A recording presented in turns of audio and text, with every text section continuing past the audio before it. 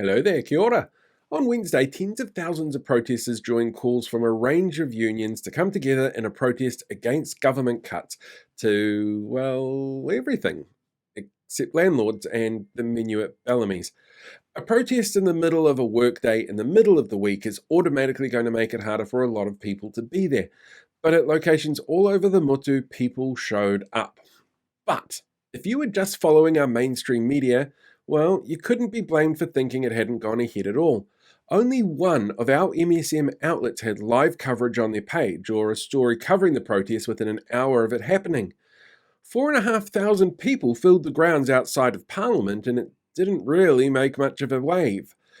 Maybe, if they'd threatened to hang MPs and burnt the playground, it would be a different story. But this wasn't a protest to cause havoc or to threaten.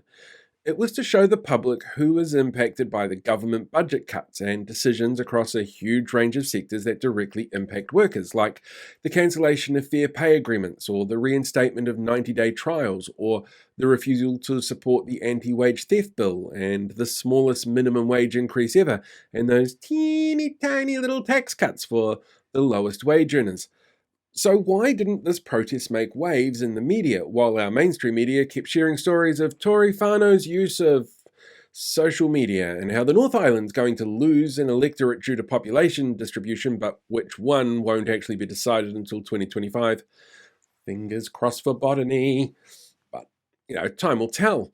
The fact is, this is our media setting the agenda. Media has a lot of power in that regard. Agenda setting happens when media choose what to platform and what not to. Because of the reach of media, it creates a sense in the public of what's important and what isn't.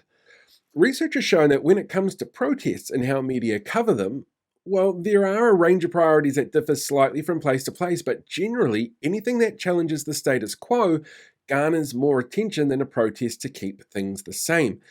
And here in Aotearoa, protests that are inherently around issues seen as Māori-related tend to get a significant amount of more coverage than non-Māori-related protests.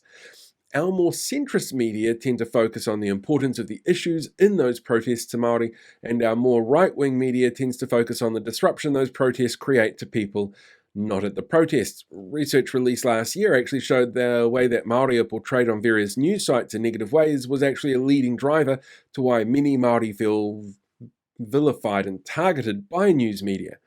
The Wednesday protest was not about that. It was well organised, it was well attended, and it was controversy-free. It was essentially a giant union meeting of unions where they voted to send a message to the government. The government is seen as the one fighting the status quo by making decisions which impact workers across industries, and under the previous government, well, not perfect in their record, they did a hell of a lot better in ensuring workers' rights and helping them earn more than what we're seeing at the moment.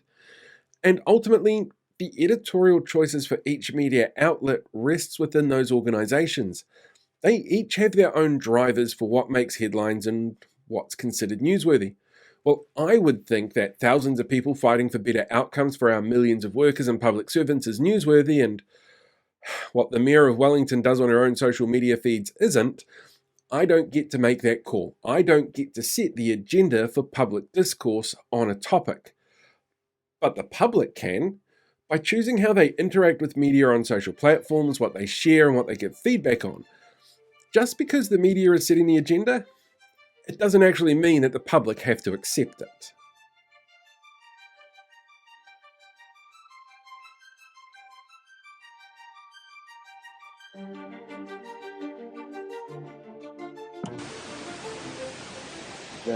Here. The links to other things that come at the end of YouTube videos. Those ones there, right here.